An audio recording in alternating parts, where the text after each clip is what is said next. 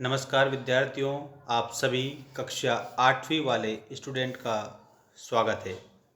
यहाँ पर आप लोगों को जो 11 तारीख के दिन पेपर है आप लोगों का 11 मार्च के दिन, उसके लिए अभ्यास प्रश्न पत्र आप लोगों के लिए मैं लेकर आया हूँ।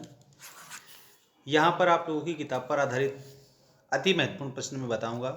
सभी स्टूडेंट चैनल को सब्सक्राइब करके बेल आइकन प्रेस करेंगे ताकि आपको सारी अपडेट मिलती रहे और एक भी क्वेश्चन आप छोड़ेंगे नहीं।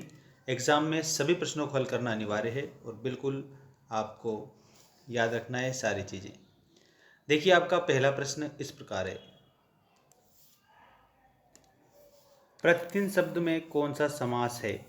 तो इसमें आप लोगों का प्रति उपसर्ग लगा हुआ है। ठीक है, यहाँ पर आपका समास तत्पुरुष समास, अव्ययभाव समास, द्वंद्व समास और कर्मधारय समास, चार आपको ऑप्शन दिए हैं। अगर प्रति उपसर्ग लगाए और उपसर्ग अव्ययी है ये, इसका मतलब आप लोगों का समास हो जाएगा अव्ययभाव समास। ठीक है, प्रतिदिन में आपका अव्ययभाव समास होगा। इसके अलावा यथाशक्ति में भी आपका अव्ययभाव समास होता है। यथा विधि में भी आप लोगों का अव्ययभाव समास होता है। और यहाँ पर जो प्रतिदिन शब्द दिया है इसमें आप लोगों का अव्ययभाव समास होगा करेक्ट उत्तर। इसके बाद दूसरा प्रश्न है, दिगंबर शब्द का संधि विच्छेद है। तो दिगंबर जो शब्द है इसका संधि विच्छेद ऑप्शन नंबर फर्स्ट करेक्ट होगा, दिक प्लस अंबर, और ये आप लोगों की व्यंजन संधि होगी दिक प्लस अंबर। ठीक, और संधि किसे कहते हैं? दो वर्णों के मेल से उत्पन्न विकार को संधि कहा जाता है, ये आप याद रखेंगे। अगला प्रश्न है, तानसेन के गुरु थे। तो तानसेन के गुरु का नाम स्वामी हरिदास था। उत्तर में आपको स्वामी हरिदास बताना है सभी स्टूडेंट को। इसके बाद में नेक्स्ट आपका क्वेश्चन है, लेखक ने किसे संजीवनी कहा है? तो संगीत को लेखक ने संजीवनी कहा है। संगीत का सामाजिक महत्व कब बढ़ जाता है? तो जनसाधारण को प्रभावित करते हैं तब संगीत का साधारण से उचित महत्व होता है।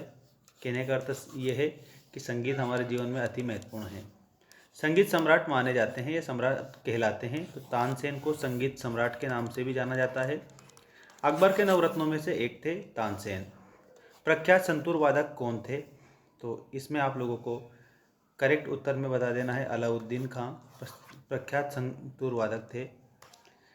नेक्स्ट क्वेश्चन है आप लोगों का क्वेश्चन नंबर 8, इत्यादि शब्द में कौन सी संधि है? तो आप लोगों की इत्यादि में स्वर संधि हो जाएगी। और भारत रत्न लता मंगेशकर को स्वर कोकिला क्यों कहा जाता है? क्योंकि सुरीली गायिका थी वो, इसके कारण उन्हें स्वर कोकिला कहा जाता था, याद रखना आप सभी। और कमल नयन में कौन सा समास है? तो इसमें आप लोगों का कर्मधारय समास होगा, कमल के समान नयन। इसके अलावा आप लोगों को ऑब्जेक्टिव टाइप क्वेश्चन के अलावा रिक्त स्थान में बता रहा हूँ, बहुत ही बेस्ट और आपकी किताब पर आधारित है। लता मंगेशकर जी ने भारत का सर्वोच्च पुरस्कार प्राप्त किया था। तो लता मंगेशकर जी को भारत रत्न पुरस्कार से सम्मानित किया गया था।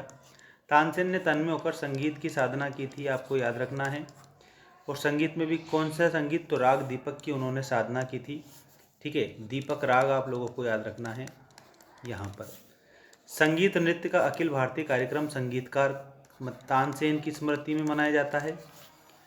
जिस समाज में कला का स्थान नहीं वह समाज कैसा हो जाता है? प्राणहीन हो जाता है। जिस समाज में कला का स्थान नहीं वह प्राणहीन हो जाता है। तानसेन के गुरु का नाम क्या था? तो स्वामी हरिदास आपको बताना है, स्वामी हरिदास। इसके बाद अगला प्रश्न है आपका, कुमार गंधर्व 7 वर्ष की आयु में के रूप में विख्यात हुए थे। तो बाल गायक के रूप में वो विख्यात हुए थे। ठीक है, बाल गायक के रूप में वो विख्यात हुए थे। इसके अलावा आप लोगों का और भी आईएमपी मोस्ट इंपोर्टेंट क्वेश्चंस में बता रहा हूँ आपकी किताब पर आधारित। अपराजिता शब्द में उपसर्ग है, तो आप लोगों को आ उपसर्ग बताना है। विकलांगता शब्द में प्रत्यय है, तो इसमें ता प्रत्यय बताना है, क्योंकि विकलांग प्लस ता आप लोगों का इसमें बन जाता है, विकलांग प्लस ता, तो इसमें ता प्रत्यय है। अपराजिता पाठ किस विधा में है? तो यहाँ पर अपराजिता जो कभी भी पराजित ना हो वो पाठ आप लोगों की विधा हो जाएगी। ऑप्शन नंबर बी आपका इसमें करेक्ट होगा, संस्मरण है ये। डॉक्टर चंद्रा की इच्छा क्या बनने की थी? तो इसमें याद रखना चिकित्सक बनने की थी, डॉक्टर बनने की थी उनकी इच्छा। इसके बाद में अभिमान शब्द में कौन सा उपसर्ग है? तो अभी उपसर्ग है, याद रखना आप सभी। उपसर्ग शब्दों के प्रारंभ में जुड़कर उनके अर्थ में चमत्कार उत्पन्न कर देते हैं। इस पाठ में अपराजिता किसे कहा गया है? तो यहाँ पर आपको एक बात बता दूं, अपराजिता डॉक्टर चंद्रा को इन्होंने कहा है। जो कभी भी पराजित नहीं हुई थी।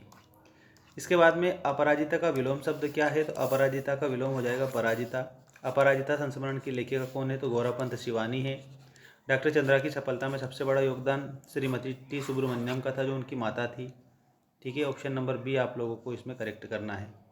इसके अलावा वीर जननी का पुरस्कार किसे मिला था, इसमें बहुत ही शानदार क्वेश्चन है आप लोगों के लिए ये। तो इसमें आपको याद रखना है, वीर जननी का पुरस्कार श्रीमती टी सुब्रमण्यम को मिला था। चिकित्सा ने जो खोया वह किसने पाया था, तो चिकित्सा ने जो खोया वह विज्ञान ने पाया है। लेखिका शिवानी को पुरस्कार से सम्मानित किया गया था, तो पद्मश्री पुरस्कार से उन्हें सम्मानित किया गया था। ठीक है, बालिका बनकर रहना चाहती थी, स्वावलंबी बनकर रहना चाहती थी, याद रखना आप सभी, सेल्फ डिपेंडेंट बनकर रहना चाहती थी वो। डॉक्टर चंद्रा को सामान्य ज्वर के बाद में पक्षाघात की बीमारी हो गई थी, ऐसा आपको याद रखना है। अंग्रेजी के शब्दों को हिंदी में प्रयोग करने से आ की ध्वनि का उच्चारण होता है, ऐसा आपको ध्यान रखना है। इसके अलावा आप लोगों को ये कुछ मैं क्वेश्चन बता रहा हूँ, इनको भी आप पढ़ लेना ढंग से। डॉक्टर चंद्रा के व्यक्तित्व को एक शब्द या एक वाक्य में व्यक्त कीजिए। तो डॉक्टर चंद्रा एक अपराजिता विकलांग महिला थी। अपराजिता संस्मरण की लेखिका कौन है, तो इसमें अपराजिता संस्मरण की लेखिका गौरापंत शिवानी है, ऐसे आपको याद रखना है। डॉक्टर चंद्रा की माता का नाम श्रीमती शारदा सुब्रमण्यम था, ऐसा आपको ध्यान देना है।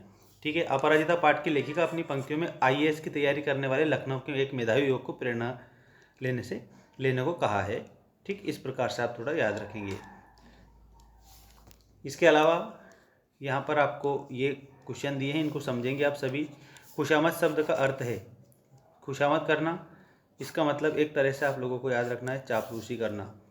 ठीक है, श्री मुक्तानंद जी से मिलिए पाठ किस विधा का है, तो इसमें व्यंग विधा का पाठ है ये। अजायब घर का समानार्थी क्या हो जाएगा, जल्दी से आप कमेंट करके बताएंगे। दावत शब्द में उपसर्ग है, दावत शब्द उपसर्ग ऐसे शब्द होते हैं जो प्रारंभ में लगते हैं, दाव उपसर्ग है।